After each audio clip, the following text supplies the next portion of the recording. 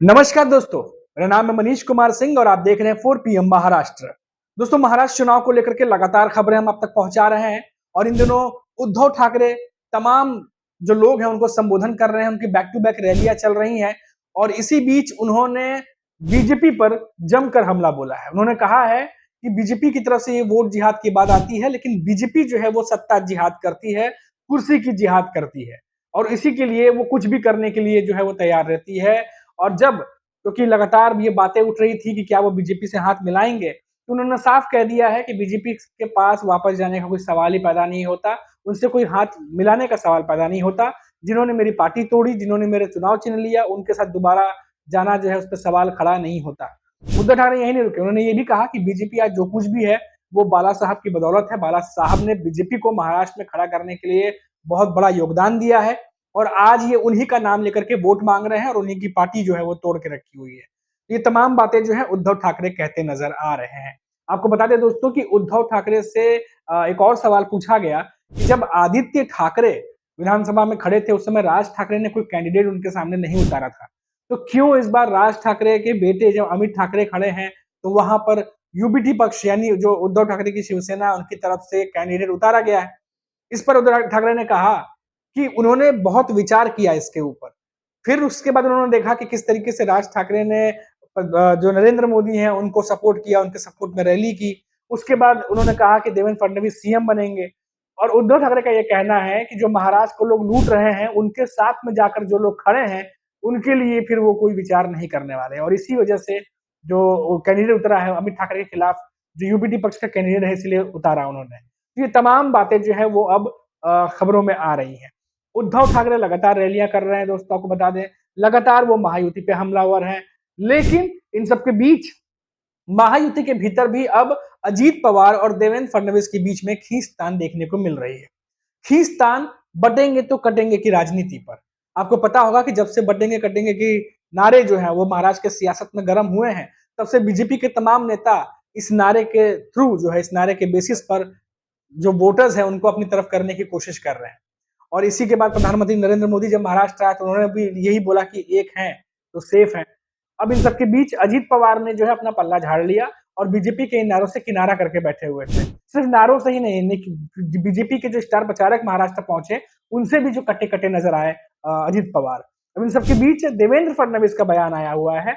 देवेंद्र फडणवीस ने कहा कि अजीत पवार जो है वो उन लोगों के साथ रहे हैं जो कभी हमेशा हिंदू विरोधी काम करते रहे हैं या उनके ऐसी विचारधारा है जिनके साथ अजीत पवार रहे हैं, तो उनको महाराष्ट्र की सियासत को समझने में या यहाँ लोगों को समझने में थोड़ा टाइम लगेगा। ये बात देवेंद्र फडणवीस कह रहे हैं दोस्तों। कहीं मैंने रिपोर्ट में पढ़ा कि देवेंद्र फडणवीस ने कहा कि अजीत पवार अभी भी जो जन भावना है उनको समझ नहीं पाए और समय लगेगा उनको। और वहीं अगर हम बात करें अजीत पवार की, तो उन्होंने पहले ही कहा था कि बटेंगे तो कटेंगे की राजनीति जो है वो महाराष्ट्र में नहीं चलेगी।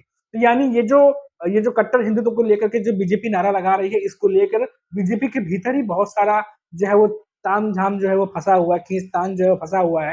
एक तरफ तो अजीत पवार है जो बिना नाम लिए बीजेपी के नारों को दरकिनार करते हैं, ना सिर्फ नारों को बल्कि उनके जो स्टार प्रचारक महाराष्ट्र आते हैं उनके साथ भी नहीं दिखाई देते। और वहीं अब देवेंद्र फडणवीस जब इंटरव्यू दे रहे हैं तो कहीं ना कहीं अजीत पवार को ये बताना चाह रहे हैं या अजीत पवार के एक तरह से खिलाफ ही समझ लीजिए कि उस तरीके से वो बयान है और कह रहे हैं कि समझने में भी टाइम लगेगा। तो ये तमाम बातें जो है जो बयान आ रहे हैं उससे ये साफ जाहिर है कि कहीं ना कहीं चीजें जो है वो खींचतान अजीत पवार देवेंद्र फडणवीस के बीच में मची हुई है। हालांकि चुनाव सर पर है, 20 तारीख को चुनाव है, कुछ ही दिन बचे हैं, गिनके हफ्ते भर का समय भी नहीं बचा है और ऐसे में कोई भी राजनेता कोई ऐसा बयान नहीं देना चाहेगा जिससे कि समीकरण जो बना बनाया है वो बिगड़े।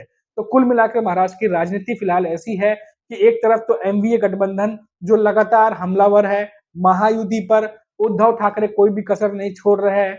लोकसभा चुनाव में हमने देखा था जो जो बातें उन्होंने कही थी और वो बातें लोगों के जहन में काम की और वही बातें उद्धव ठाकरे वापस से जो है वो रैलियों और संबोधनों में करते नजर आ रहे हैं। पार्टी तोड़ने की बात वो करते नजर आ रहे हैं, महाराष्ट्र को लूटने की बात करते नजर आ रहे हैं। अभी कल ही उन्होंने जो संबोधन किया था, आज भी उनके दो से तीन रैलियां हैं। कल उन्होंने संबोधन किया था जहां उन्होंने कहा था कि महाराष्ट्र को लूटने वालों के साथ क्या आप खड़े हैं या महाराष्ट्र के साथ खड़े हैं, और महाराष्ट्र के साथ खड़े हैं तो जो भूल हुई है उसको सुधारने की जरूरत है। यानी जो एमवीए गठबंधन के नेता हैं उन्हें चुनकर लाने की बात उद्धव ठाकरे कह रहे थे। तो ये जो एक तरीके से बात लोकसभा चुनाव में वो कहते नजर आए, वैसा ही कुछ विधानसभा के संबोधनों में भी वो कहते नजर आ रहे हैं। पार्टी तोड़ने की बात वो कहते नजर आ रहे हैं।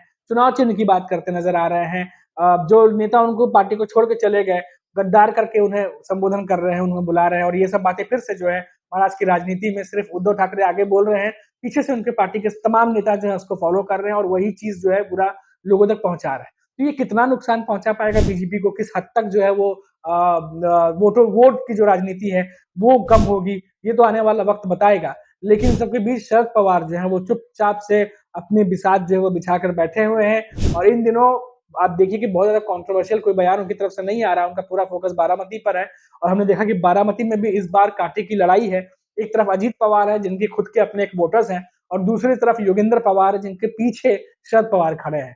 तो लड़ाई जो है वो महाराष्ट्र में दिलचस्प मची हुई है, बची हुई है इस समय और 3 से 4 दिन का कैंपेन जो है वो मुश्किल से और चलेगा। उसके बाद चुनाव से ठीक पहले जो है वो चुनाव प्रचारों को रोक दिया जाएगा।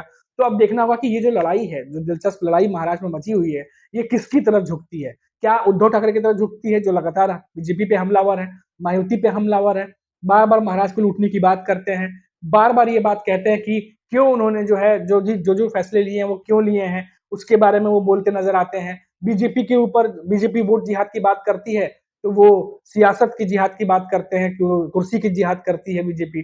तो ऐसे कई सारे कड़े शब्द जो हैं वो आलोचना एक दूसरे की चल रही है। तो ये भी पूरी जनता अभी देख रही है। बीजेपी भी लगातार हमलावर है, देवेंद्र फडणवीस लगातार बयान दे रहे हैं कि किस तरीके से उन्होंने एनडीए गठबंधन को जो है नकारा है, ये सब बातें वो कह रहे हैं। और इन सब के बीच में लगातार जो पूरी जनता महाराष्ट्र की वो पूरे चुनाव कैंपेन देख रही है, इनके वादे देख रही है, ये क्या कुछ कह रहे हैं वो सब देख रही है और इसके बाद जो है वहाँ की जनता फैसला लेगी। तो अभी के लिए इतना ही दोस्तों, फिर लौटेंगे तो बात करेंगे महाराष्ट्र की किसी बड़ी खबर पर। तब तक आप देखते रहिए 4 PM महाराष्ट्र और इजाजत दीजिए मुझे।